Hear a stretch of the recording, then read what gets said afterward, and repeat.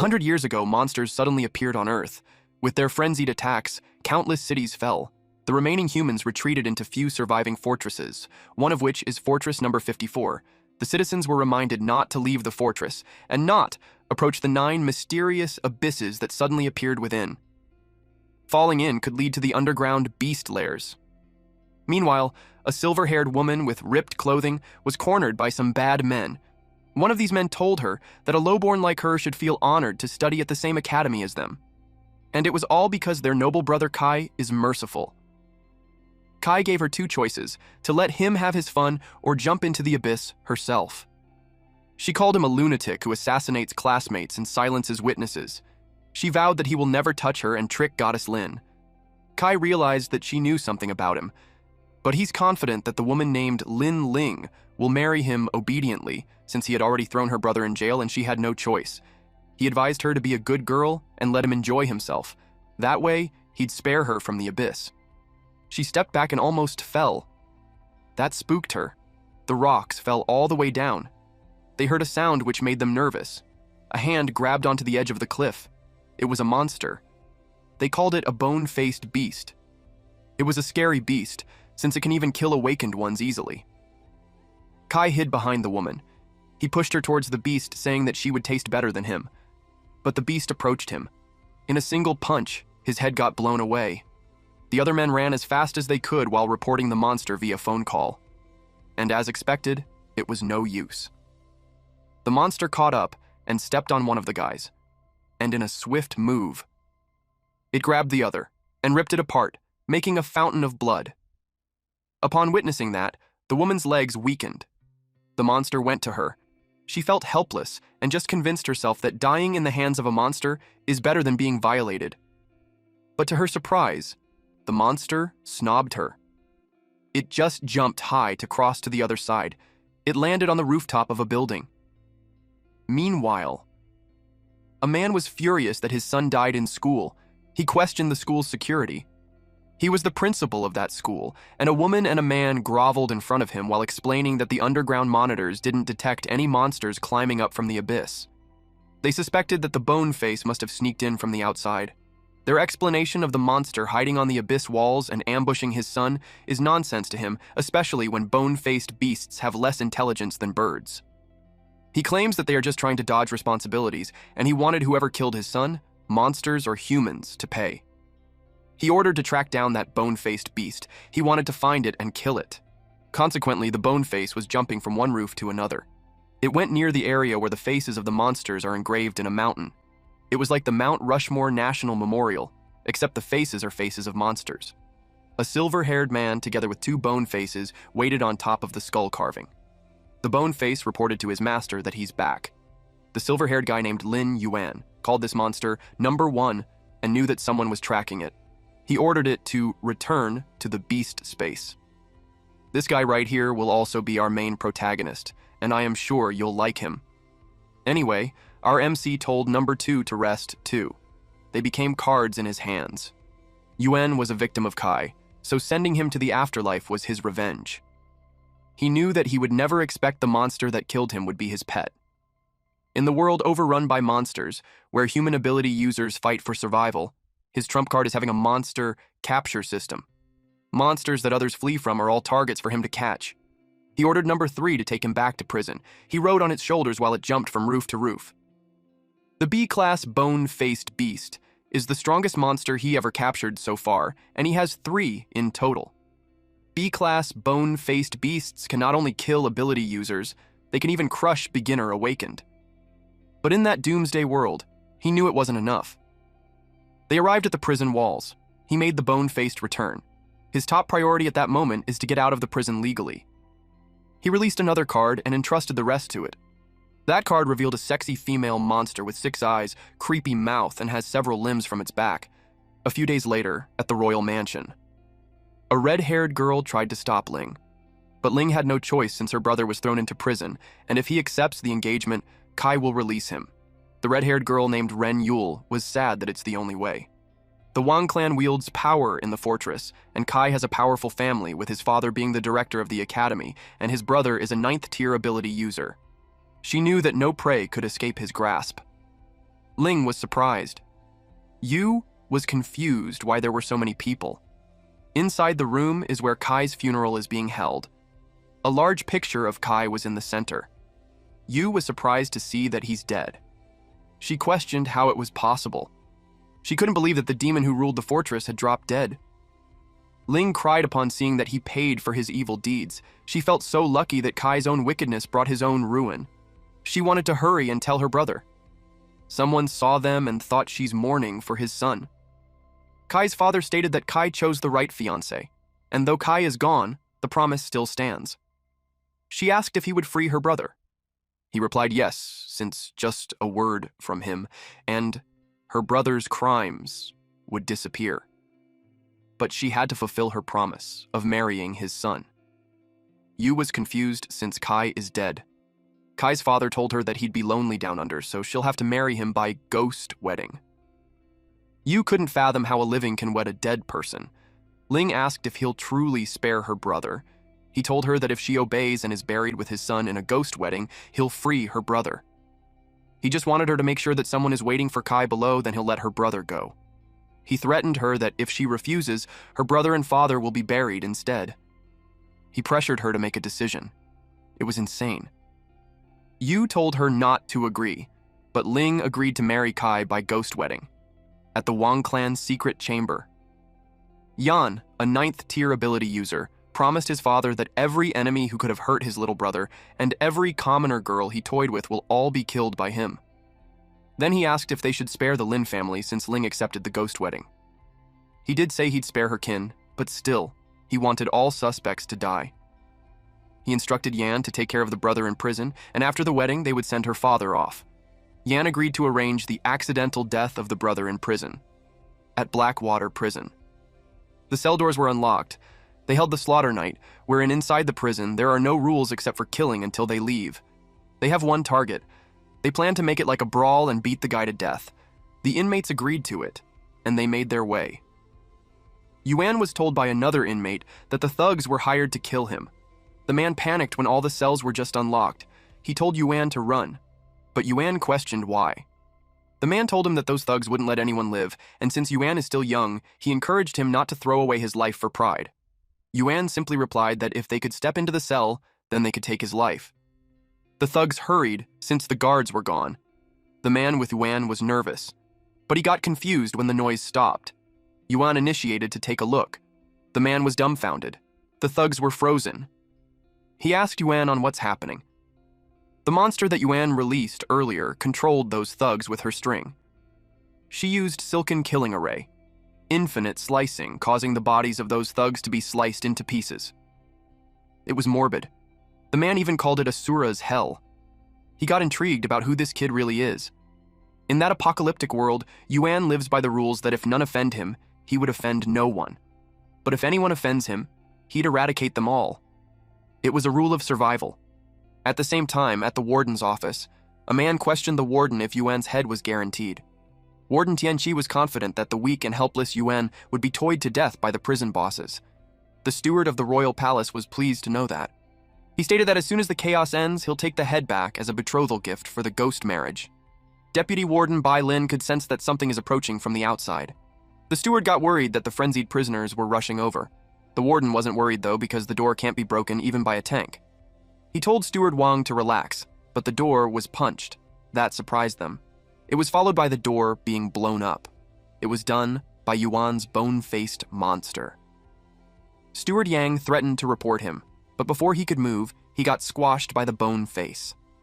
Lin knew there weren't any records of a B-rank bone-face beast being controlled by a human. Warden Qi threatened Yuan that if he kills him, he won't come out unscathed. He added that they have the strongest prison guards corps, and him alone will be torn apart by them. He asked Yuan if he meant them. The soldiers entered, but they pointed their guns at Warden Qi. He couldn't believe it because he personally trained those men. Yuan told him that those soldiers are now his spider's puppets. Warden Qi got to his knees and begged him to spare him. He reasoned that he was just forced by the Wang family. Yuan ordered him to hand over his warden authority chip. The warden did that but replied that it would be useless to Yuan. Yuan replied that it was none of his concern and bid him farewell. Warden Qi's eyes widened in shock. The soldiers fired at him. Yuan clarified that he only told him to hand over the chip. but he never said about letting him live. He had his own plans for the Warden Authority. He gave the chip to Lynn and called her the new Warden. Lynn was surprised that she didn't have to die. Yuan stated that according to Fortress Law No. 54 Article 563, during a state of emergency, a deputy warden authorized by the warden can automatically be prompted to warden. Even if she's an admin staff, it didn't matter. But she had to swallow a spider's egg to become his. She stared at it, but then she decided to eat it. Yuan told her that as long as she obeys, she would allow her to keep her own will. She knelt down, promised to behave, and assured him that the prison would also become his territory. She could tell that her master has a long-term plan for taking control of the prison. She asked him what she wanted him to do. He told her to prove her worth. Then he stated that 3 days ago, a metallic mimic beast that invaded the fortress wasn't fully killed. The military is looking for a containment facility to receive it. He instructed her to apply to have the Blackwater Prison's beast pit to accept it. She replied that normally, the prison couldn't afford to raise an S-rank metallic mimic beast, but since she understands her master's intentions, she will do as instructed and secure their first S-rank monster. When that was settled, Yuan ordered her to arrange for him to leave the prison immediately. Once the S-rank monster arrives, she will have to notify him. She told him that when he leaves the prison alive, the Wang family's forces and the 9th grade ability user will likely come after him at once. Which means that if he hides inside the prison, he'd be much safer. He replied that hiding is useless, and he prefers to strike first. Days later, at the Thunder Ability Training Hall, Yuan has arrived. When he entered, some men gossiped about him, coming straight to the dojo right after getting out of prison. They wondered if he didn't know that his sister's ghost wedding was that day. They think that instead of going home, he's hiding there like a coward. One man speculated that he's there to ask the headmaster for help, but they knew that the headmaster wouldn't risk offending a noble for an ordinary member. Another man suggested that Yuan is looking for Senior Ning, who's always nice to him, but that Senior left the fortress recently and went to the northern abyss. They saw him as pitiful. No one dared to help him or stand against the powerful Wong family. He wasn't strong and had always been alone, and now, more than ever, people were unwilling to get involved with him. A blonde man noticed him enter. It was Wei Xing. He reported that they have collected all guest information and movement routes for the ghost wedding, but the 3 electronic bugs monitoring network was about to give out. He replied that he will get him some new ones. He took out his cards and unleashed several flying insects. Xing was surprised at how much there was. Those bugs were scattered in the prison, so Yuan collected them. Just 3 bugs were enough to take control of the prison surveillance and the Wang family's network. And with that many, they could monitor half of the fortress. Yuan received the synchronized data and ordered him to keep monitoring the Wang family and everyone involved in the ghost wedding. Xing wished him to be careful because all 4 teammates of Yan were there for the ghost wedding. They are the strongest 9th ability users of the generation, and since the bone-faced beast isn't found yet, a monster barrier has been placed over the wedding site. Yuan assured him that he had a plan. Xing yelled that as the only members of the anti-Wang family alliance, they must both survive. 3 months ago, Xing was almost caught spying on Kai, and he was saved by Yuan. From that day on, he swore to follow him and fight the Wang family. Yuan stated that he saved him back then because they share the same goal, and he never expected a pervert who used to sneak photos of campus girls to be driven to revenge because one of them was pushed into the abyss. He wanted to take revenge for him too. Then we saw a monster truck was being driven. The driver asked the counselor if he's really going to be the officiant for the ghost wedding. He questioned if the living can really marry the dead. The man replied that a low-born girl marrying a deceased noble is the highest honor she'll ever get. He added that if not that, a mere commoner wouldn't have access to him to officiate the wedding. He thinks that in a way, she was lucky. The driver had heard that the final step in a ghost wedding is killing the bride. The counselor knew that, and he'd personally slit her throat so she returns to the underworld forever and serves the Wang family's 2nd son.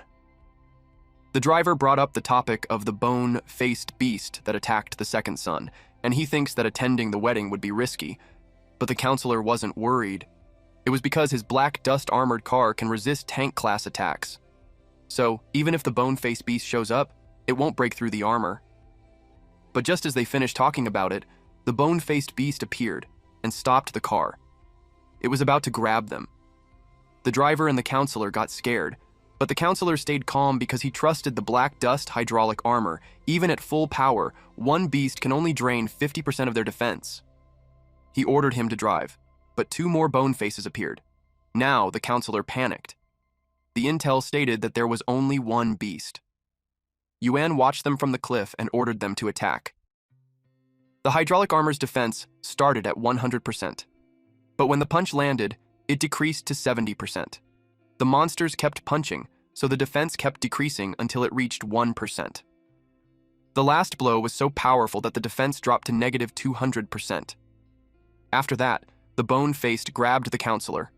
The man could barely open his eyes. When he opened it, he saw Yuan. He told him to save him, and he will give him a huge reward. Yuan took the ghost blade for the ghost wedding. The counselor begged to be spared, but Yuan slit his throat, and he dropped dead. Then, Yuan called another monster, whom he called Shadow. A creepy monster with one eye, mouth crawled with several limbs. It opened its mouth and some black mist came out of the counselor's mouth towards the monster. Then a shadow started to form. Using shadow disguise skill, Yuan was disguised as the counselor, which would last for 2 hours. He'd be the one to fulfill the ghost marriage pact. At the Narcissus Noble Cemetery, one attendee had heard that the ghost bride is really beautiful. One person replied that no matter how beautiful she is, she's still a burial offering. They knew that inside the fortress, the commoners are playthings of the elites. They heard a rumor that the killer of the royal family's second son is still on the loose. But they aren't worried, because the royals have hired some of the strongest 9th-rank espers of the younger generation, and they set up an inescapable trap. If the real culprit dares to show, they know it won't come out alive. They were surprised with a sudden explosion. It was the 9th Abyss Squad, and they threw ahead of a D-class monster skull of the underworld ram on the ground. Lightning told Yan that it's their gift. The people who saw him got excited. There's a rumor that he're about to awaken. The royal family had even promised him the right to massacre Civilian Zone K, where the bride's father lived after the wedding. That bloodthirsty maniac agreed without hesitation because of it. Yan was relieved to see him because with his presence, the ceremony's safety is guaranteed. He told Yin, the barrier master, that if even one monster appeared within the cemetery, he would kill him. Yin assured him that monsters below S rank can't move within his barrier. Meanwhile, Observer Yu is in charge of monitoring the cemetery, and if any monsters get close to the barrier, he'd know. To his surprise, something had appeared. He went off to handle it. He's great at psychic tracking, so they trust that he'll soon locate the controller of the monster. Yin claimed that the mysterious enemy is already doomed. A bug got zapped. Observer Yu believes that he's about to catch a big fish. With the bug in his hand, he used psychic tracking, and he had traced Xing. He went for him while planning to look into his memories to find the real mastermind. Unexpectedly, the world turned dark. He realized that it was psychic pollution.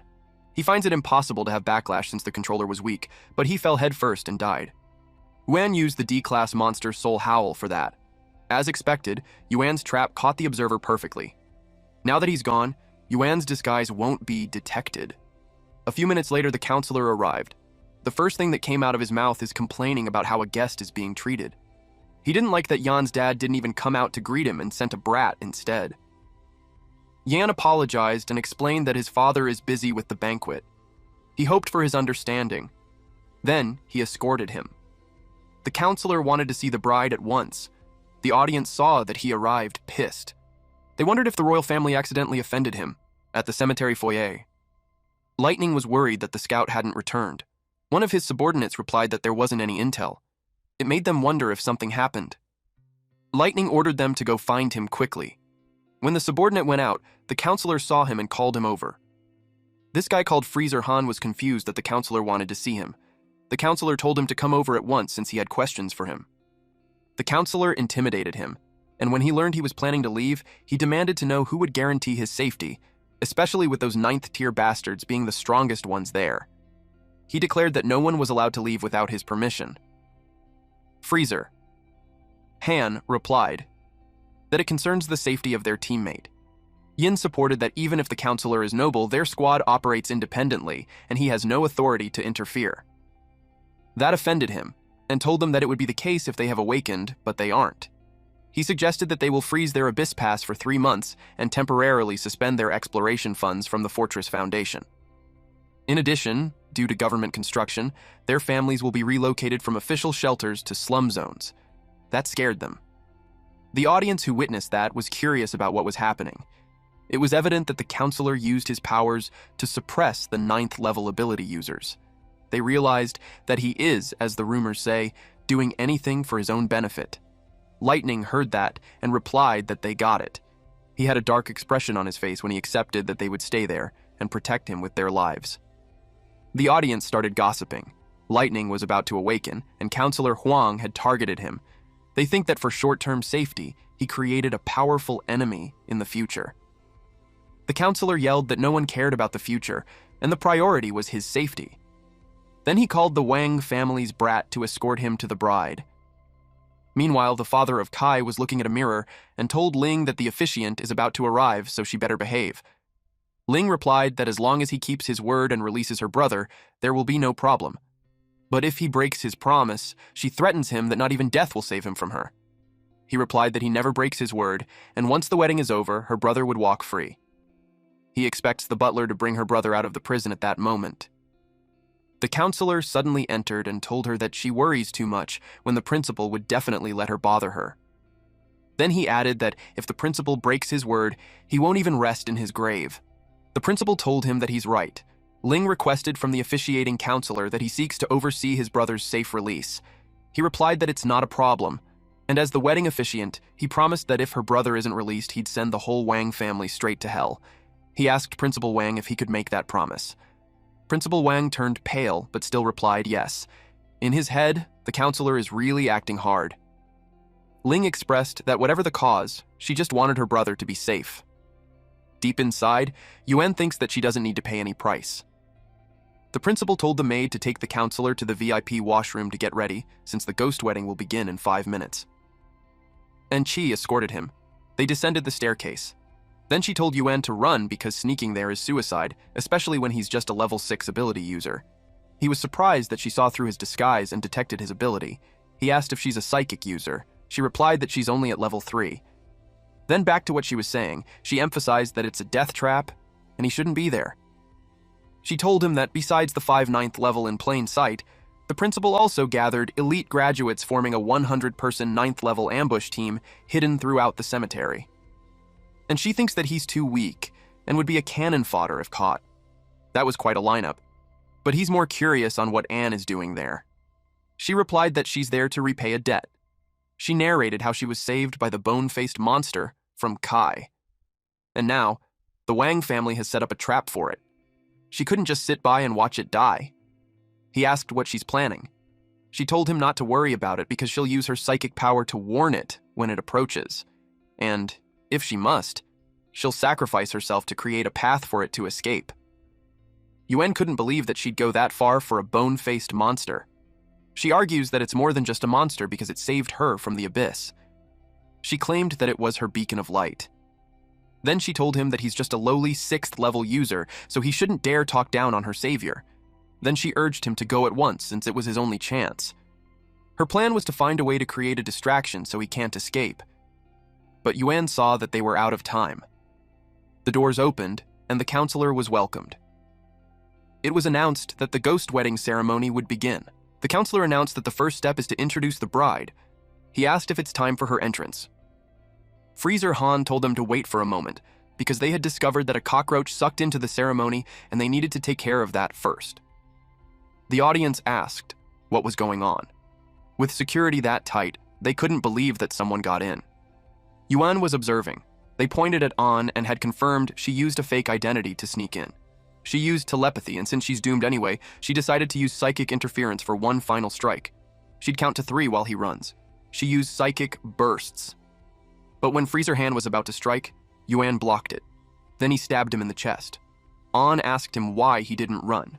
Lightning realized that he's not the real counselor, and he was just using a disguise ability. Yan asked what his goal was. He shared that his goal is to leave no survivors. Lightning thinks it's a joke since his psychic ability is only at tier 6 and the wretched woman had already exhausted her power. He told him that he can't escape either. He ordered him to kneel and confess all his crimes. He told him that it was just the beginning. He shuffled his cards and released it in the air.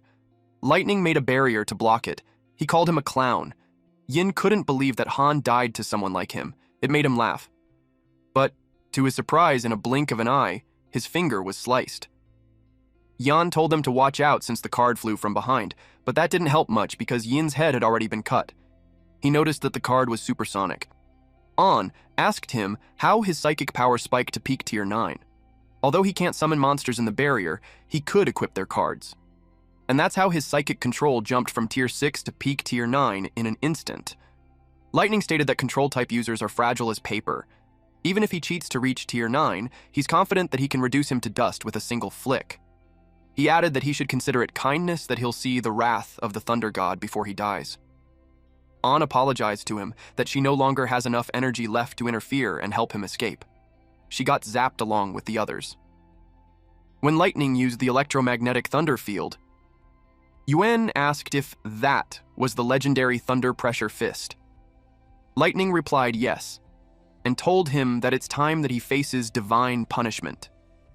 To his surprise, a big muscular shadow has formed. He was annoyed to face another illusion created by psychic interference. He vowed to shatter them all using his Ultra Thunder Pressure Fist. But when the dust was gone, he saw the face of the large monster before him. And unexpectedly, there wasn't even a scratch on it. He questioned how a monster of the Awakener level was there. Yuan called him an idiot and pointed out that he just killed the barrier master so naturally, the barrier was gone. The monster encased lightning in its hand, which made him panic. Yuan replied that he's simply swatting a fly.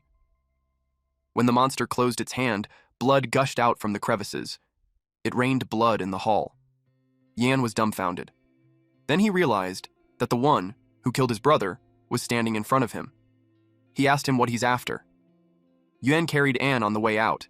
He replied that he's there to hold a ghost wedding. And that was the beginning of it. He planned to send the whole Wang family down there to reunite. At the same time, someone appeared on the scene. It was Principal Wang who had been waiting for Yuan. Yuan asked him if he's that eager to avenge his son. He was furious. He reasoned that if he doesn't avenge him, then he's not worthy of being his father. He planned to claim back justice to his family. Yuan questioned him about the people his son killed. On top of that, he initiated a ghost wedding. But Principal Wang arrogantly replied that the lives of commoners are worth less than ants inside the fortress. And no one takes responsibility for ants crushed underfoot. He added that Lin family's daughter being buried with his son is his act of showing grace to the Lin family. He told Yuan that he wouldn't be able to leave, so he ordered to begin the extermination. Yan called the extermination squad made up of elite student council members from every generation of Radiance Academy and ordered to surround Yuan. Those men enthusiastically charged in.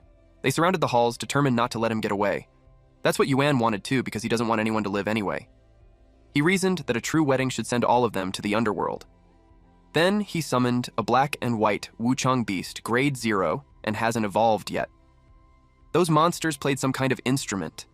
Yan was surprised to see these. He wondered what they were. The monsters then used their skill. Then it released a bright purple light outside the building. And it sucked the soul of the extermination squad out of their body. One of them recognized that it was a soul-locking monster that attacks with sound waves. In the abyss, encountering them often leads to total wipeouts. She told them to stay within 10 meters of her, and they can resist the sonic attack. Yan ordered everyone to gather around the 4 student council presidents who had been half awakened in strength, and they would proceed with their plan.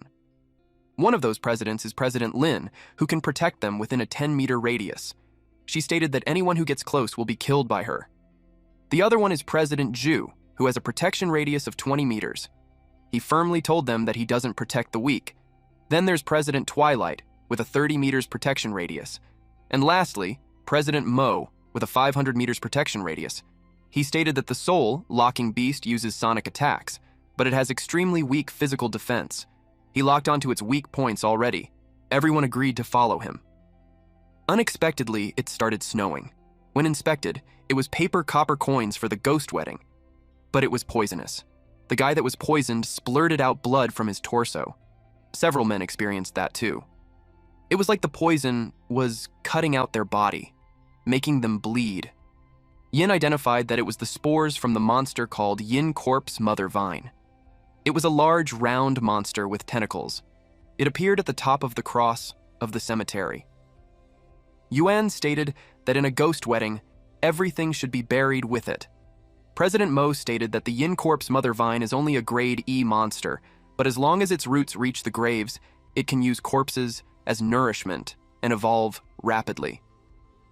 Because of that, he could tell that it already evolved to grade C. With the cemetery holding both nobles and the remains of powerful figures, the Yin Corpse Mother Vine could evolve to its limit until none of them could survive. But President Mo states that it's unfortunate for the murderer to run into him because nothing they planned would succeed.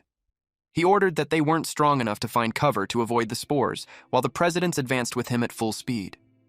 He was confident that if they could defeat it before it evolves, they would win. The presidents agreed.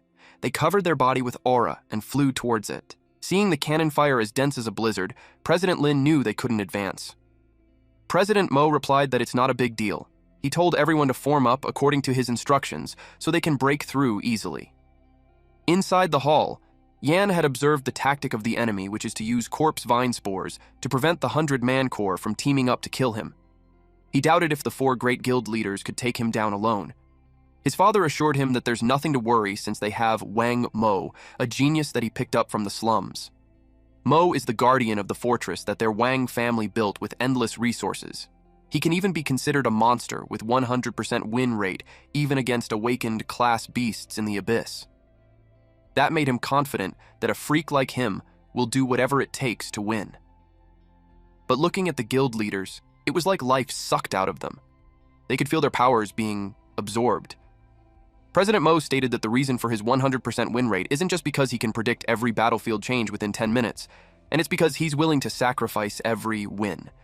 Yan got overwhelmed seeing how President Mo temporarily awakened, and he even devoured 3 great guild leaders.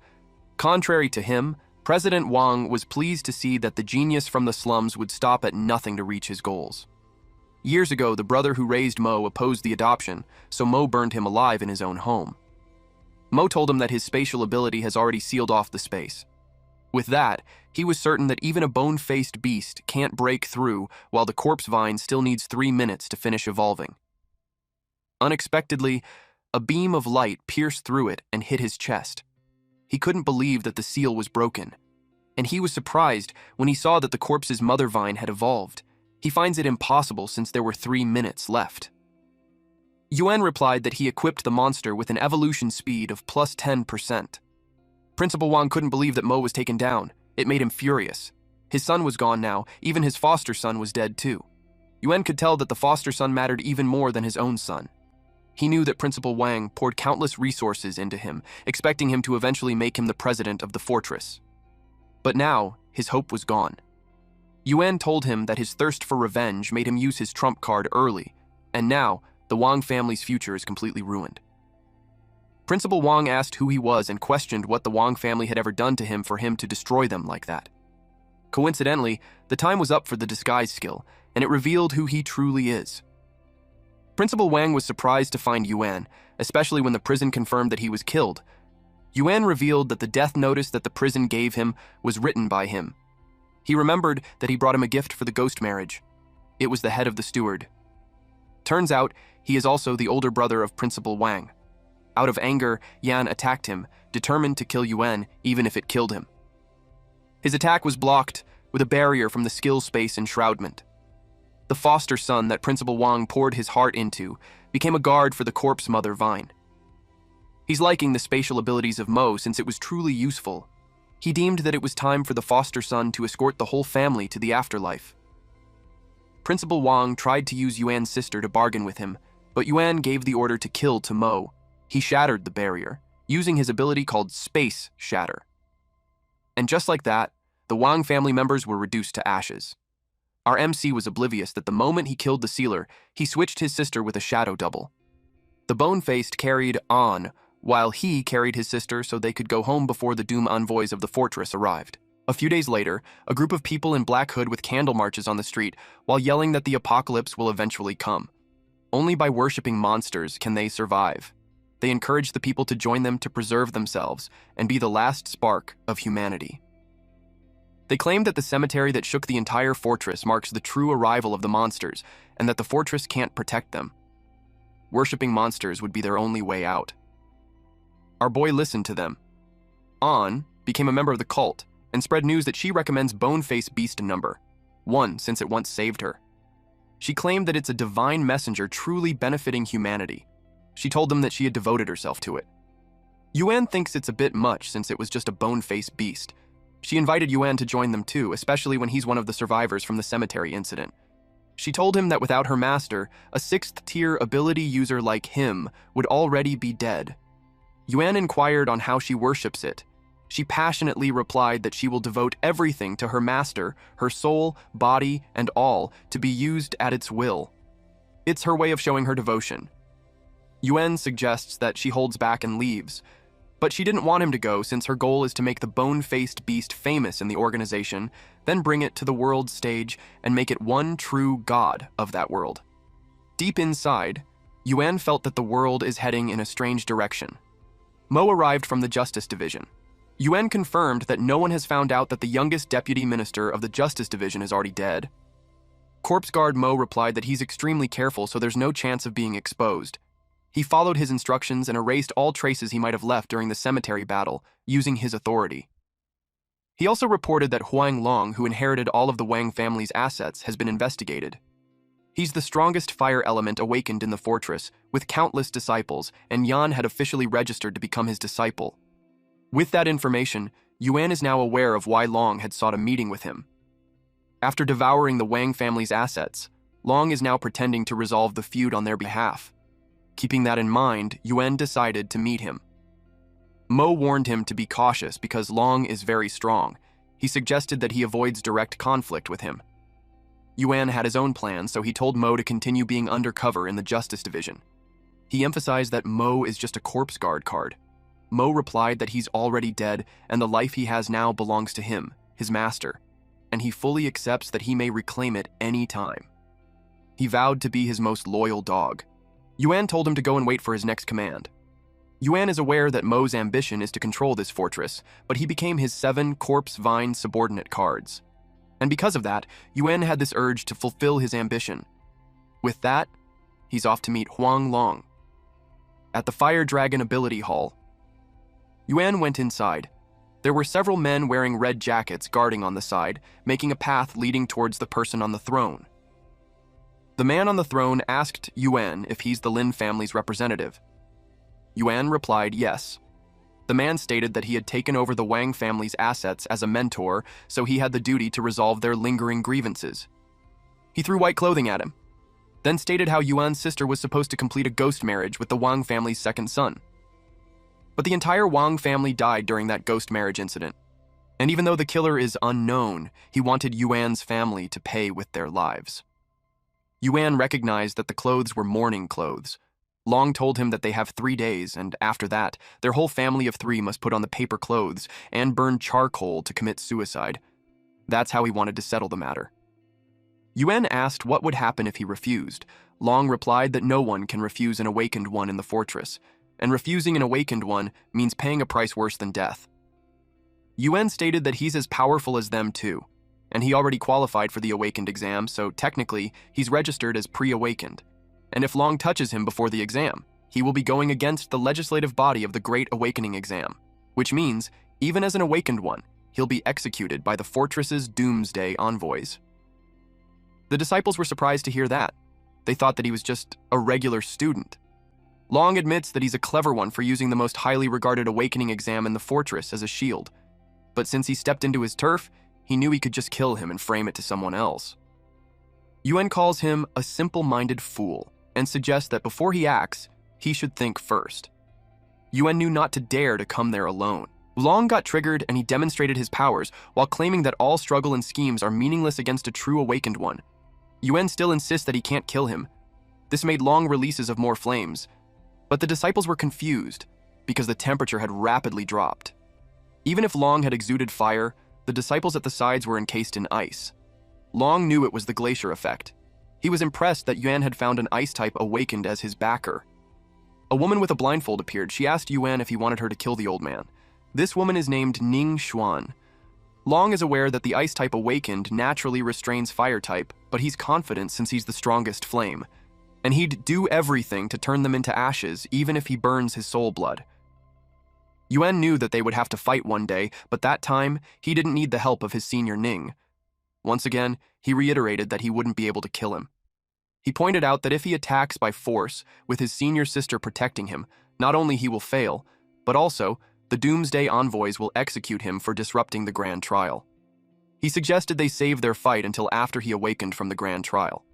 Long was amused that he's confident that he'd pass the trial. Yuan replied that whether he passes or not, once he no longer has the trial's protection, he can strike him down anytime. Then he left with his senior sister. Ning told Long that the extreme frost effect will end in 30 seconds. She warned him that if he touched his junior brother before the trial, even if she can't kill him, she'd still slaughter all his disciples. While walking outside, she told Yuan that she will soon head back down into the northern abyss.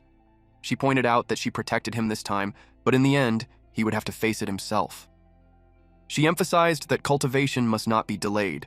Yuan understands that, and he's well aware that she only protects him because she sees potential in him and values their friendship, but in the end, he only has himself to rely on. But he's curious as to why she'd return to the abyss soon when she just got back. She gave a vague reply that it's because the world had become even more dangerous, and even Fortress number 26 was at risk. She knew that even their fortress is no longer safe, so she advised him to get stronger fast and pass the awakened Grand Trial. Yuan was confident about that, and just like that, she said goodbye. But Yuan told her to wait. He removed the leaf on his forehead. She blushed, but also she warned him not to get close to her again so suddenly, otherwise she'd instinctively draw her sword. Then she set off. Deep inside, Yuan knew that she only came back from the abyss because of his request. That motivated him to grow stronger, enough to protect her. A black, shiny car drove by him. Lynn alighted the car and reported to him that she had prepared what he had asked. Yuan was pleased to know that he judged her correctly, that she's capable of doing difficult tasks and accomplishing them in just a few days. She replied that it's her duty to lessen his burdens. She admits that there were bumps in the process, but after she threw the Keeman's wife and kids to the black prison, the man signed the contract. Seeing how she's ruthless and decisive, he could tell that the warden's position suits her perfectly. She invited her to the black prison to oversee the whole matter. Yuan made his way to the car at the black prison underground auction avenue. One of the attendees, a brown-haired man in a suit, saw a woman and asked why she's there too. He shared that he got the info from the dark web and spent $300,000 just to get the entry ticket. The woman replied that she didn't spend any money because her dad pulled some favors for her to get in. They are curious to know where the black prison got their inspiration this time. They could tell that a lot of good stuff was squeezed out of the death row. Inmates and tickets alone are very much profitable already. They commend the new warden for being a genius in the underworld. They could tell that whoever marries her will save themselves 10 years of hard work. But a man disagreed because he knew that even if she looked delicate, she's also high and mighty like a queen, and people like them couldn't reach her. Meanwhile, in the VIP room, Lynn was kneeling on the floor when she offered her master the catalog for the auction for him to review. When Yuan reviewed it, he realized that aside from the treasures that they prepared from the black prison, she also managed to get loot from several major crime organizations. He praised her for it. She shared that she even lured them into adding items that her master specifically wanted to the auction list. He commended her for doing well. Their main goal is to raise funds so Black Prison can contain the S-class metallic mimic beast. But if he liked that, he could also get the treasure that he always wanted. She gave him a heads up that the particular item is expected to attract many competitors, and she can't guarantee that he will win the bid. She suggested killing everyone from the Shadow Thieves and stealing it. Yuan replied that there's no need for that and risk being discovered. And besides, he enjoyed a fair competition. He wanted to join the auction as a regular competitor. The auction started and she welcomed everyone to the Black Prison auction. She described it as the forbidden land of law and order. It was like a feast of end-of-the-world treasures from the dark. A fat man noticed her red knees and speculated that she was kneeling for a long time. The man beside her got triggered upon hearing that because he thinks that she is someone who stands above them all, so she won't kneel just to please someone. He wanted to think that she just bumped into something. The woman in front shushed them since the first auction item was coming out. Lynn hands over the mic to the host. When they removed the red cover, it unveiled an old man strapped in a chair and gagged. The crowd were quite disappointed. The host introduced the old man. He is Dr. Mark, a death row inmate scheduled for electrocution at dawn. Hearing the name, the crowd immediately recognized that it was the serial killer who committed 18 murders. They find it disgusting, so they couldn't fathom that he was still auctioned. One person reasoned that it's because the man had never failed any surgery, and in their doomsday world where everyone fears for their lives, a top-tier surgeon like him is worth a fortune. One of the audience bids $2 million because his father needed a heart surgery. But another man bids higher because he needs to have spinal surgery. The host clarified to everyone that the starting bid for Dr. Mark is $50 million. It was surprising for everyone. Someone can be heard complaining that it's too expensive. A middle-aged man shared that his son suffered brain damage in the abyss, and so he wanted to have Dr. Mark. This man is one of the 10 great families of the fortress, the head of the Huo family, Huo Day. With that, he bids $50 million. A red-haired woman bids $55 million because their Shining Era Medical needs a top surgeon. This woman is the CEO, Shu Bing. Another person bid $56 million, but the others continued to bid, and it reached $60 million. Day was eager, so he bid $80 million. He told them to stop and understand that he wants to save his beloved son.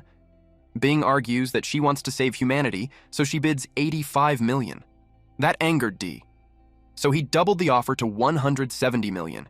He threatened that if anyone dared to block his son's lifeline, he'd spend that money on his funeral instead.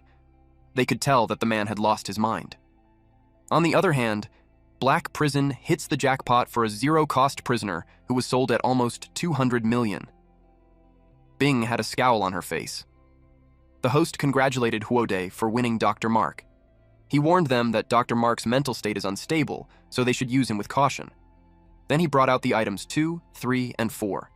Item 2 is the heart of an ice-type superhuman that was just executed. With perfect body compatibility, it grants Tier 3 ice abilities upon transplant. Item 3 is a female prisoner with hypnosis powers. She's a specialist for insomnia for the wealthy and could be contracted for 3 years. The item 4 is a personal hotel owned by an A-grade death row inmate. It has a built-in top-class club, refuge-level defense system, which makes it a perfect doomsday shelter. Each item started at $1 million. The crowd went wild. Different offers came through for different items. Yuan was pleased that they are on track on securing the $300 million security deposit to contain the S-class metallic mimic beast. He commended her for her gifts from heaven, her item selection, and business-mindedness. She blushed. Then she expressed her gratitude by saying that he can untie the ribbon on his gift any time. The spider monster appeared on the ceiling, feeling annoyed. Lynn advised her not to be jealous since they all belonged to their master. Yuan told them to stop and go back to business. Lynn reported that just as her master predicted, the first item was won by the Huo family, the main sponsor of the Fire Dragon Dojo. Their budget for the dojo is sure to be cut drastically low because of that. And more importantly, since the Huo family had forcefully taken the doctor, they made enemies. Yuan grinned because he knew that the moment the Huo family supported the Fire Dragon Dojo, their fate was sealed. Moving on from that, he asked which item contains the material needed to evolve the abyssal silver spider. The next item on the auction is one of their highlights. It is the Blood Arat statue from the Hidden Thieves group. It was crafted by Huang, one of the 3 great sculptors of the apocalypse. Besides its artistic value, its main function is to provide cultivation energy within a 300-meter radius. Some dojos don't even have treasures like that. It's absolutely something all dojos and noble families dream of. The starting bid is $50 million. In addition to that, it can also cause certain monsters to evolve. Zhao Yuan, a 9th disciple, an awakened one from the Thunder Ability Dojo, thinks the Blood Arhat is the ideal gift to propose to Ning Xuan. With it, he knew that the Ning family wouldn't refuse. The crowd noticed him since he had been winning the previously auctioned items 2 and 4. Because of that, they could tell how the Zhao family is one of the richest noble families. They also gossiped that the Zhao and the Ning families already have a marriage agreement, but Xuan had always been against it. And with the Blood Ahrat, the Ning family could pressure her to agree. Zhao Yuan stated that Xuan is foolish for clashing with Fire Dragon Dojo just for the pretty weak boy, Lynn Yuan.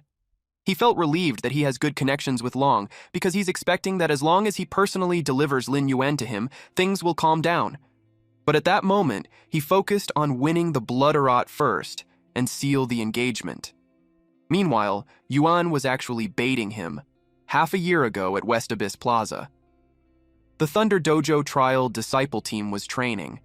They complained that they have been kneeling forever, and yet the 9th senior brother leading them is still not there. It made them wonder if he's messing with them. One guy called him an arrogant, noble genius, but a twisted freak who enjoys tormenting weaklings like them. Zhao Yuan showed up flying.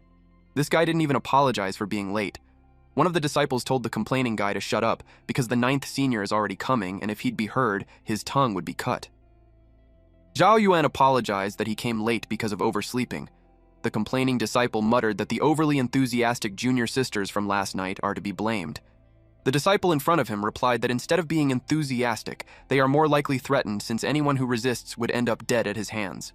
They wanted that psycho to be punished, but Zhao Yuan told them not to resent him just because they knelt too long. He arrogantly stated that to an awakened ones like him, born of noble blood, the low-born ability users like them are mere mortals. And mortals who resent gods shall face divine punishment. He told them that they are merely cannon fodder going into the Abyss trial and will never have the right to feel anger towards a god. Then he warned them that Zhuan will be on trial and she is his. He warned them to stay away from her. He wouldn't even allow them to think of her. He let out a powerful strike, and that killed many of the trainees, just to demonstrate what would happen if they make a move on her. He was confident that in that world, no one can ever compete with him for anything. Back at the auction house, he was arrogant that none of them would compete with him because they are nobodies. He was confident that no one would fight him for the things that he wanted. Bing bid 60 million since their rehabilitation center needs the blood Arhat. Curator Liang Jin of the Blood Sun Museum bids 70 million for his private collection. Zhao Yuan bids 100 million. The other people in there were overwhelmed, especially when it's the third item to break 100 million. They commented that the Zhao family is wealthy and imposing.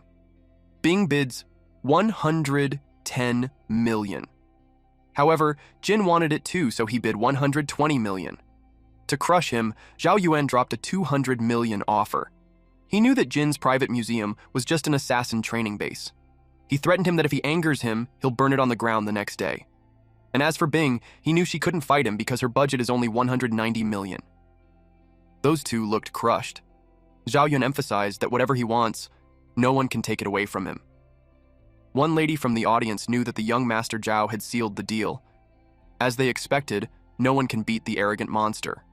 Lin corrected them that it's not over yet because the VOP from the private room has placed a bid. It was 201 million. The young Master Zhao raised his bid to 220 million. The VIP bids 221 million. Young Master Zhao feels like the VIP is doing that on purpose, since he kept raising the bid by just 1 million. He started to feel annoyed, so he asked if the organizers won't even do something about it. Lin replied that it meets the minimum requirement, so the auction will continue. That pushed the young Master Zhao to bid 250 million. The VIP bids 251 million. The young master of the Zhao family raised his bid to 260 million, which led to VIP bidding 261 million. This went on until they reached 301 million. Since Zhao Yuan is getting pissed, he inquired who this VIP is. He stated that in the fortress, the Zhao family still holds some influence. He added that the item concerns the marriage alliance between the Zhao and the Ning families. He added that it's crucial for him to marry Xuan, so he told the VIP to show some respect and stop bidding. The VIP flashed on the screen, "Who do you think you are demanding respect from me?" The next message told Zhao Yuan to get lost. Zhao Yuan couldn't hold back anymore and told him that there's consequences of offending an awakened one.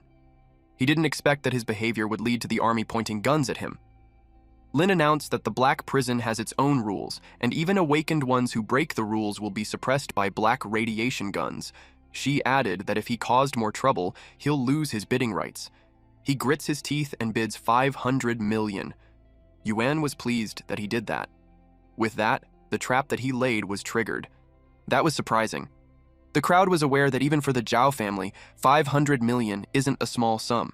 Jing knew that 500 million is the absolute limit of what the spoiled brat can use, but then, no one can compete with that. Zhao Yuan pointed out how the VIP dared to compete with him when it didn't even deserve to sit there. But as if to tease him, Yuan bids 800 million. The crowd went wild. They started wondering if the blood arat is really worth that much. The crowd realized that the VIP was crazier than Zhao Yuan. The VIP flashed on the screen an insult to Zhao Yuan. He called him weakling and told him to leave. Of course, Zhao Yuan reacted to that. He was so pissed off that veins on his face were showing. A blonde man appeared and offered the young master Zhao a hand in terms of funding. The man introduced himself as the exclusive financing agent for the auction event.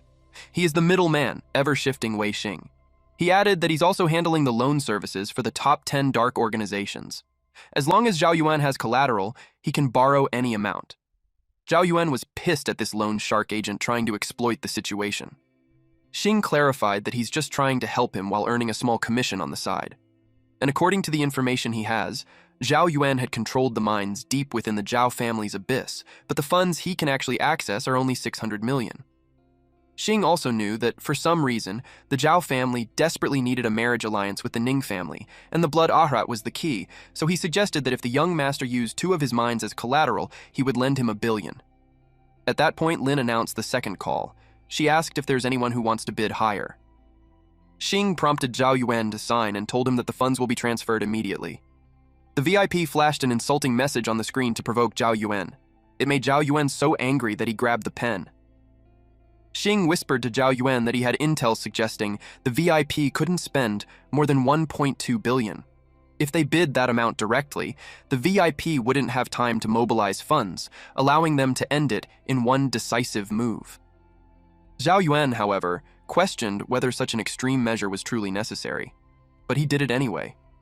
Everyone thinks he's insane. With that amount, the crowd had also confirmed that the Zhao family really owns some mines. It really has reached a point of no return, and that was what our boy was aiming for. The VIP bids 1.6 billion, though. Everyone's jaw dropped. Xing was unfazed and informed Zhao Yuan that if he signs the new contract, he will provide him with another 1 billion in funds, but he'll have to use his 6 remaining mines as collateral assets. Zhao Yuan's head whipped to him and questioned his intel that said that the VIP can't use more than 1.2 billion. Xing simply replied that they missed out the hidden funds that the VIP had. He instructed him that this time, after putting up the collateral, he should immediately bid 2 billion, and if he doesn't win, both the old and new contracts can be voided at once. At this point, Zhao Yuan is already fuming. Naturally, he'd signed the new contract. Eventually, the VIP fell silent. The people couldn't believe what just happened. They never imagined that the Zhao family would pay such a huge price for a marriage alliance. Zhao Yuan proudly announced that whatever he set his eyes on, no one can compete with him. Lin announced that he won. Xing congratulated him, and also reminded him to pay interest on time and ensure that collateral assets remain problem-free. He warned him that if he failed to do so, he'll encounter the entire fortress's dark forces, and that organization is deeply entangled with countless nobles. Zhao Yuan arrogantly replied that he won't default because he's a god, and once he gains Xuan, he expects to be the true god of the fortress. At the VIP room, Lin informed Yuan that the blood arat is a damaged artifact, and because of that, the size can be greatly adjusted. Before the auction, the spider evolution materials that Yuan needed were already removed, ensuring flawless evolution for the spider.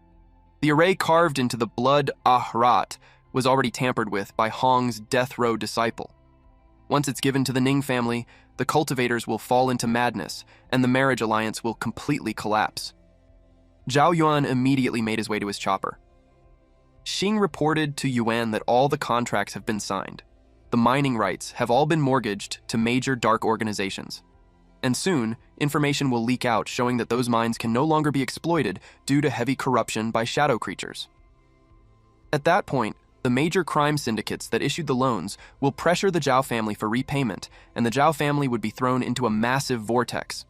Lin couldn't help but comment on how her master planned everything perfectly. She asked him what's next. Yuan replied that the seeds have been planted so they could just wait for it to bloom. He pointed out that their true enemy is the fire dragon, and Zhao Yuan was just the appetizer. The most important thing for him now is the trial of the awakened, which was about to happen in 3 days. The day before the awakened exam. Yuan got up from his bed. Someone barged into his room and started nagging at him. He compared Yuan to his sister. He got up and greeted Lin. Lynn informed him that their dad messed up breakfast again, so he should just buy breakfast downstairs. Lynn got her pharmacist license, so she's off to the Pharmacists Association. Their dad started comparing them again. He stated that Lynn would earn over $10,000 a month and stand out in a crowd while Yuan is just a useless parasite. Yuan encouraged his dad to keep working hard like a laborer, then he went downstairs to get breakfast. His dad told him to wait to give him 200 yuan to spend. He stated that even though he's usually useless during the monster incident cemetery, he still carried his sister back in the chaos, and that showed his courage. But he knew his son was weak, so he advised him that if he sensed danger, he should stay far away. He replied that he understood, and hurriedly left since the breakfast shop is about to close. His dad kept nagging, but he ran as fast as he could. In his head, having an overprotective dad is such a headache. The shop owner asked him if he'll get his usual. Yuan replied yes. His usual is a meat bun, fried dough sticks, and soy milk. The shopkeeper wrapped it up and gave it to him. He was advised to hurry before someone mugs him on the way. It was because their world is too dangerous. The lady across the street shared that she watched him grow up, and she knew that he's the most behaved kid on their street. She added that even if he's timid, he's reliable, that she honestly wanted to marry her 40-year-old daughter to him. As Yuan passed by, the adults kept talking to him. He told them that he's heading to school and he'll come help out after. An old man sighed because of the thought that good kids would just be on the bottom of the food chain. Suddenly, several cars arrived on that street. Those thugs informed them all that their boss just got back from the Blackwater prison and he wants to meet them all. The people on the street turned pale. Since Biao is back, they know that they are doomed. They knew him as a greedy thug, and the only way to survive is to buy safety from him with money. The man has red hair and has stitches across his forehead. He noticed that the business is booming for all of them, but he stated that with how chaotic things are, security is getting harder to maintain. He offered them a deal that from then on, the protection fees would be tripled. One man tried to explain their situation because triple the amount was too much. If it was raised to triple the amount, most of them would have to close the shop and they couldn't really afford anymore. But Biao was determined not to give them a way out. He didn't care if they closed their shops or just pay up a full year's security fee. He threatened to tear the place down and beat everyone inside and burn the shop. His men started moving. The shop owners kept begging. Yuan came back to the street because he forgot to pay. When Biao saw him, he got scared. The shopkeepers got worried for him, so they urged him to just go. They told the thugs that an honest kid like him had nothing to do with it, so they shouldn't give him a hard time. The thug demanded that the kid pay the security fees too. Biao turned pale and smacked him good while asking if he had a death wish. All the thugs dropped on their knees and hands. Yuan asked what was going on. Biao called him master and explained that he just got out of Blackwater prison and he didn't know that it was his territory. He admitted that he messed with his friends and, because of that, he deserves to die. The shop owners in the streets were so surprised that a quiet, honest kid is the underworld boss. Yuan just realized that he's fucked. His image had collapsed, and he had no face to show his neighbors again. Biao promised that if Yuan forgives him, he'd cut off an arm to prove his loyalty. Yuan's neighbors are even more shocked. Yuan simply played dumb and told him in a nonchalant face that he had mistaken him for someone else. He suggested that Biao mistook him for Dazhu, the prince of the underworld, his classmate, who to be his look-alike. Biao turned pale hearing that. As his subordinate, he knew it would be impossible for him to be mistaken. But he got Yuan's point and stated that it was just all a misunderstanding. He stated that an ordinary student couldn't possibly be the prince of the underworld Dazhu. Now that the misunderstanding had been cleared up, it was time for him to go to school. He reminded those guys not to frighten the neighbors. The neighbors were left dumbfounded, but they believed that Yuan was just mistaken for his classmate by the gangsters. They had faith that an honest kid like Yuan could never be the master of a gangster boss. Though, the woman felt that something was off. But she didn't pay much attention to it since she believes that Yuan is too honest to have anything to do with the underworld. Little did they know, Yuan was just hiding and eavesdropping on them, and he's with the gangsters who were nervous at his presence. When that was settled, he glared at Biao and asked him who gave him the permission to call him master. That question was truly shocking for him. He admitted that the warden calls him master, but he realized he's not qualified to call him that, and he deserves punishment for it. Yuan was quite disappointed since he released him from Black Prison to accomplish great things, and yet, he's obsessed with collecting protection fees. He reminded him that his new job is to secretly protect his family and neighbors. They bowed to him and swore to protect the residents of Yongshan Street with their lives. At Jiawei Academy. Yuan was running towards it when the street sweeper called him. He was about to find him since the academy was short on temporary janitors. He negotiated with the supervisor to make a spot for him so he could earn money to help his family. He thanked him and told him that he'd find him after class.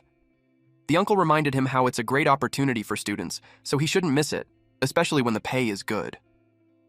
He was left confused when Yuan disappeared, but Yuan actually rode the car parked in front. He told someone to say what he needs to say quickly because he needs to rush back to school to ask for a leave. Xing reported to him that due to financial difficulties at the Fire Dragon Hall, they sold off some non-core assets. This led to Xing acquiring the Jiawei Academy, so the school belongs to Yuan now. Yuan thought about it. Xing had also initiated informing his dad of becoming the new principal.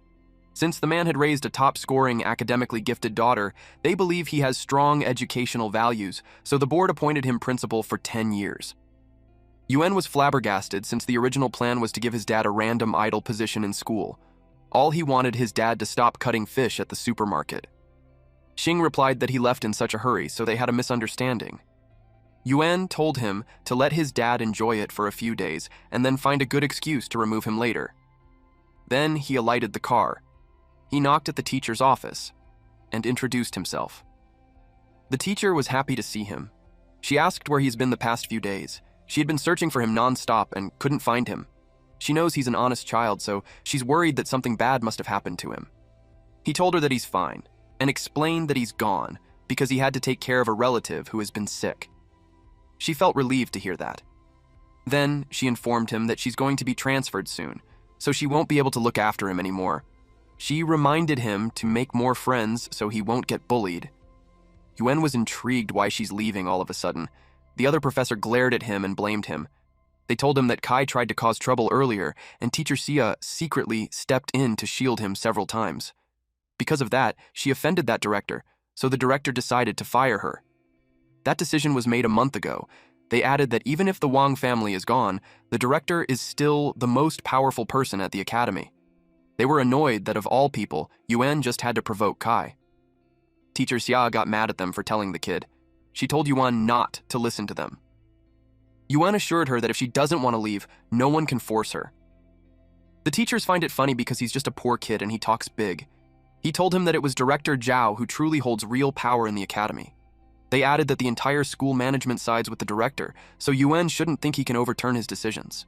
Yuan replied that there's no need to get his decision when he can just get lost, and he ought to fire the whole management team if they are on his side. 3 days later, the entire school management team was suddenly fired, and only Teacher Xia stayed. Under the sunny weather, Yuan took a nap on the rooftop. He was woken up by his classmate because a senior sister was furious. The senior sister had a fiery temper, so Yuan's classmate was worried that he might get whipped if he angered her. Yuan explained that he stayed late helping Sister Lu with her shop, so he decided to catch some sleep there. He thanked his classmate for waking him up. The classmate informed Yuan that the senior sister could have awakened on her own half a year ago. But she purposely stopped advancing to the next rank so she could lead the junior brothers from their hall to participate in the exam. She did it to help Thunderclap Hall win another awakening stone. So even though she has a fiery temper, everyone still respects her deeply. In the Abyss number 9 entrance, the senior sister called them a bunch of fools who refused to improve. She scolded them for not arriving before the superiors arrived. This was senior sister Mu Rong-yin.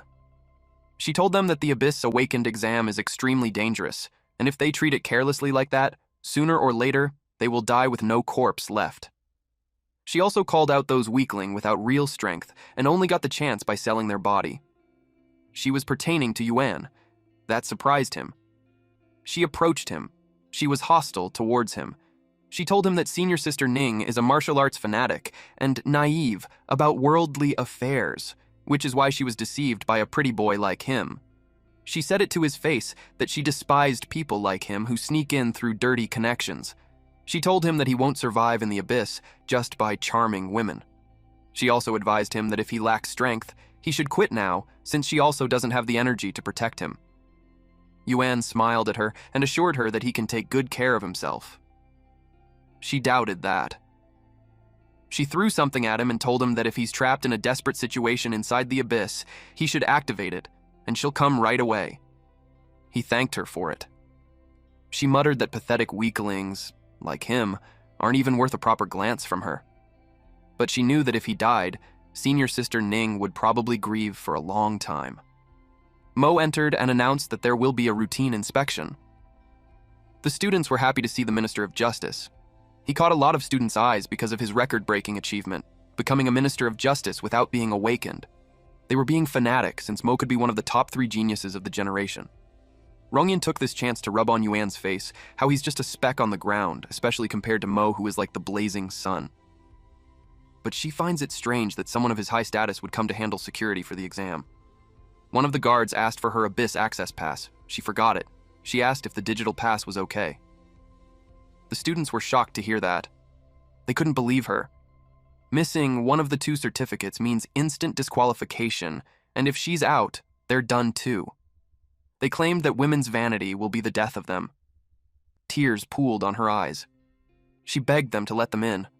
Otherwise, she won't be able to answer to her master and will be severely punished. Mo told her to leave at once. Yuan told him to make an exemption. Rongyin called him out for causing trouble because she knew it won't work unless he's a god. Mo replied that it was not a problem and allowed all of them to enter. Their jaws dropped when it worked. Yuan simply stated that they're lucky. Mo wished them to be safe and well. The students were amused that Mo bowed to them. But they think it was outrageous since he's the most arrogant genius and there's no way he'd be polite. They felt incredibly lucky. Rongyin tripped. Yuan caught her before she reached the ground. She blushed, but she acted prideful. She told him to stop acting nice since she isn't someone like the senior sister Ning. She even told him not to expect any thanks from her. She walked away furiously. They rode the elevator, but no one knows how deep the Abyss 9 goes. Even by elevator, it takes 3 hours to descend. And since most abyssal data are confidential, they will only find out more things about it once they are down there. Several elevators descended at once. Eventually, they arrived at the destination. The students complained that the 3 hours felt as long as 3 days and nights. They felt relieved to finally have arrived. They noticed Yuan sleeping in the corner again. Rongyin told them to ignore him. When they got out of the elevator, it was freezing. They felt like they transmigrated to another world. Yuan eventually woke up. Rongyin told him not to stray more than 300 meters from her. She reminded him that even the slightest carelessness can lead to total doom. They were welcomed and informed that the exam will begin at once. The first phase is a survival game. The 10-second countdown started. In the survival game, if they have stayed alive for 48 hours, they will be able to advance to the second round. One student asked if it meant that he can advance if he stays in the square. The other student explained that in 10 minutes, the protective barrier around the square will completely vanish. All security staff will withdraw, and monsters will flood in like a tide. Abyss No 9 is partitioned into 7 zones: gray, green, blue, yellow, red, purple, and black. Staying in the starting zone earns 1 point per hour.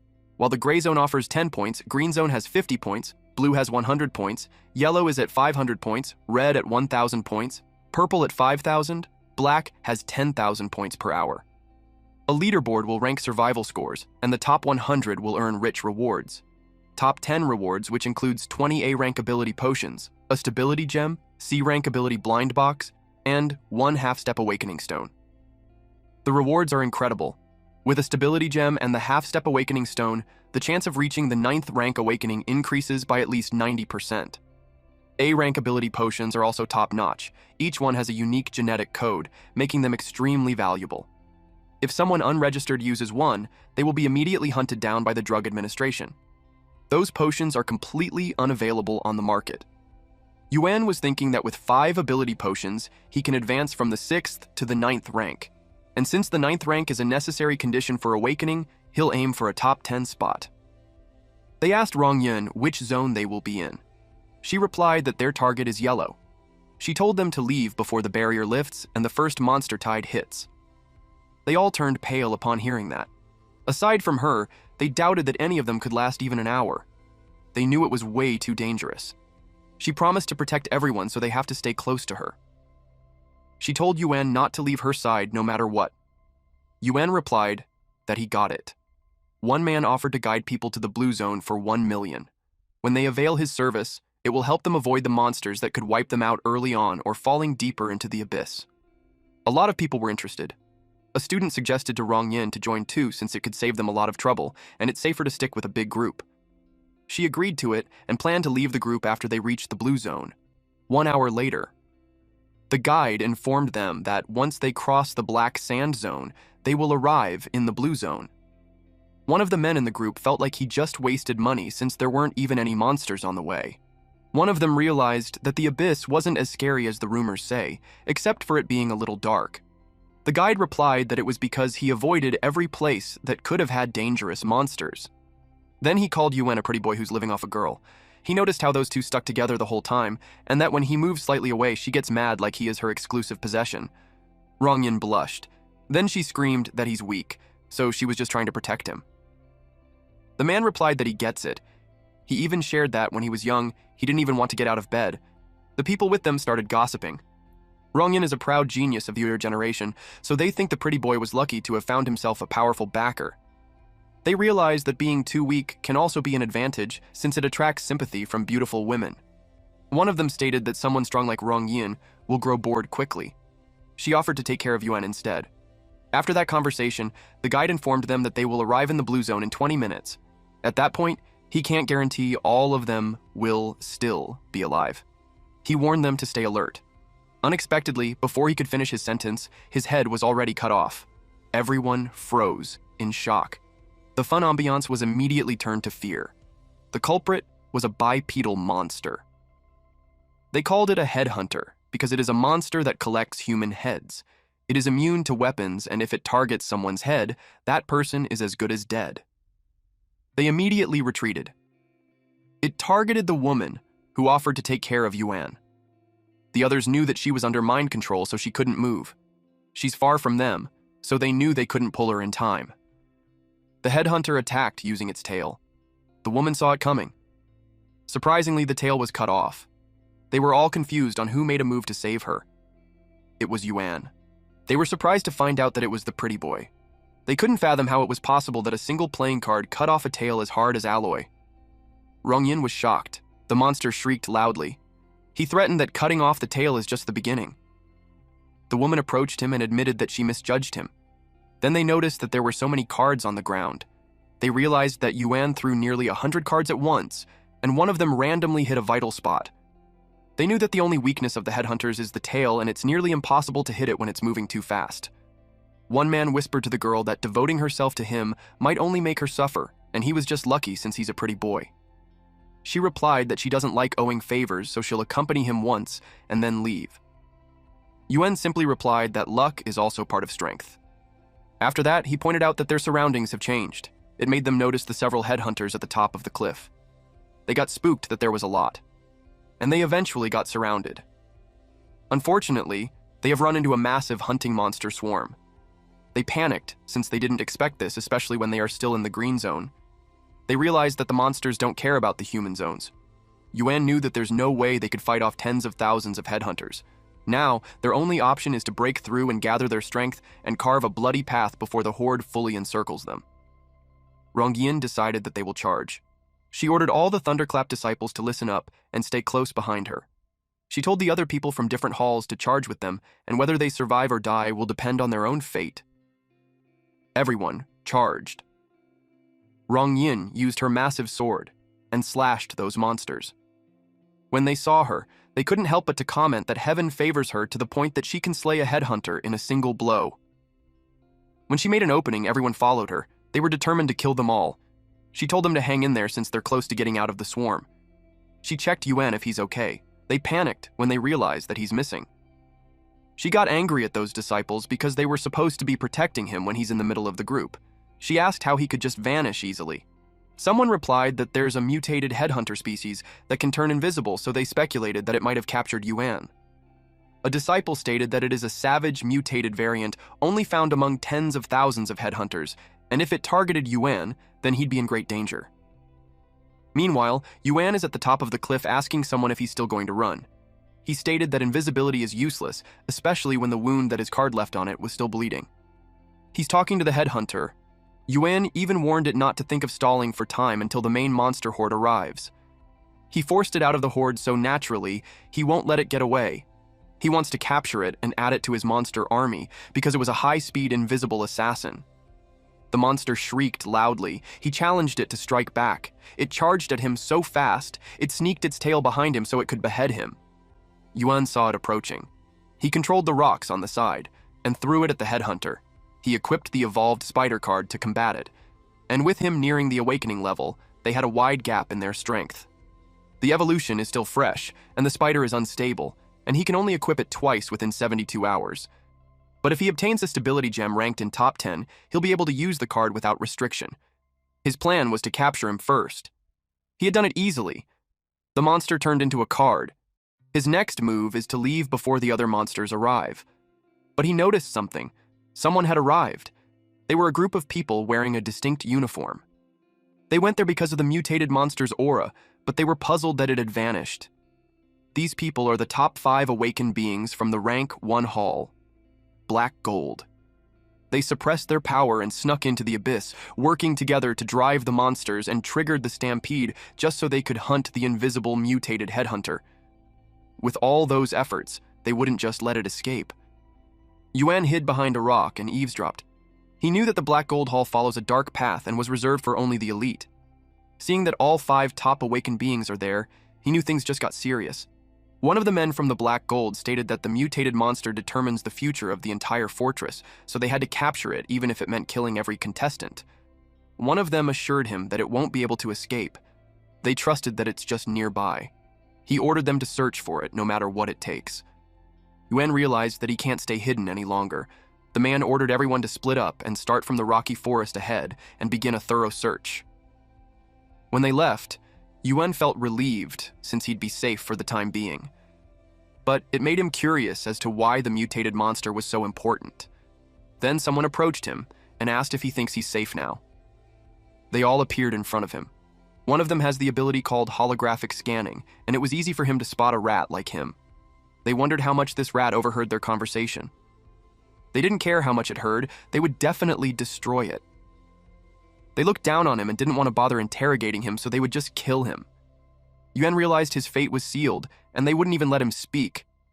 They told him that he doesn't even deserve it, because in a world of survival of the fittest, even begging is pointless for the weak. Yuan exudes a terrifying aura and tells them that they could go ahead and scan his current power level. Those from Black Hall Guild were spooked that his spiritual power is at the awakening level. They couldn't imagine how it's possible when it took them at least 10 minutes to unseal and regain awakening level power. He told them that it takes less than a second to equip his spider card, and he challenged them to attack within 10 seconds. Even when they couldn't unseal their strength, they still decided to charge all together to kill him. Yuan decided to lend them a hand instead. He will unseal everything. He used psychic integration on them, and bodies were cut into cubes. They turned pale. Yuan used too much psychic energy that it just didn't break the seal. He disintegrated the body too. One of the Black Hall members was still alive, so Yuan decided to interrogate him. He told him that if he behaves, he will spare him. The man was prideful since he's a dignified high-rank awakened. He refused to be toyed with, so he ran away. But he could feel that he's moving slower this time. Yuan revealed that when he unsealed the others, he placed a slowing seal on him. Since the man would never obey him, he told him to die. He released the headhunter from its card. The man was surprised to see the invisible mutated monster. Yuan mocked him by congratulating him on finding the monster that they have been looking for. The man's head was cut off. The headhunter came back to Yuan while dragging the man's body. Yuan was determined to find out the secret of the headhunter sooner or later. He used the corpses as fuel for his corpse vine. It absorbs the energy from the headless bodies. The fresh corpses of awakened beings are rich in energy. Yuan expected that before the exam ends, it would be enough for the corpse vine matriarch to evolve once more. He decided to go back to his group. When he reached Wong Yin, she carried him like a princess, while reminding him not to go more than 100 meters from her. She uttered that if she hadn't turned back and found her near the monster tide, he'd be dead without a grave. Yuan thanked her for not abandoning him. He reasoned that he had hypoglycemia and fell down because of weakness. That is why he couldn't keep up with the team. It made him blush when she urged him to hold her tight because they are about to speed up. They need to shake off the monster's tide quickly. The disciples behind them ran as fast as they could while thinking that they're watching a couple flirt. They started thinking that something must be going on between them. They felt jealous that Yuan was being protected by the goddess. They sped up. Yuan informed Rongyin that his hypoglycemia was gone and he could walk on his own already. But she shushed him. She could tell something was behind them. A black miasma chased after them. She told them that aside from monsters, there are also disasters that cause confusion, so everyone must stay alert. The black miasma wasn't a monster, but a disaster. She told everyone to stay sharp and speed up to be able to get out of the area. Yuan realized something about it. Thank you all for watching. Please watch this next Giga Chad video, and I'll see you guys next time. Also, support the channel by joining the Summon Club membership. You can also support by just liking the video and being awesome.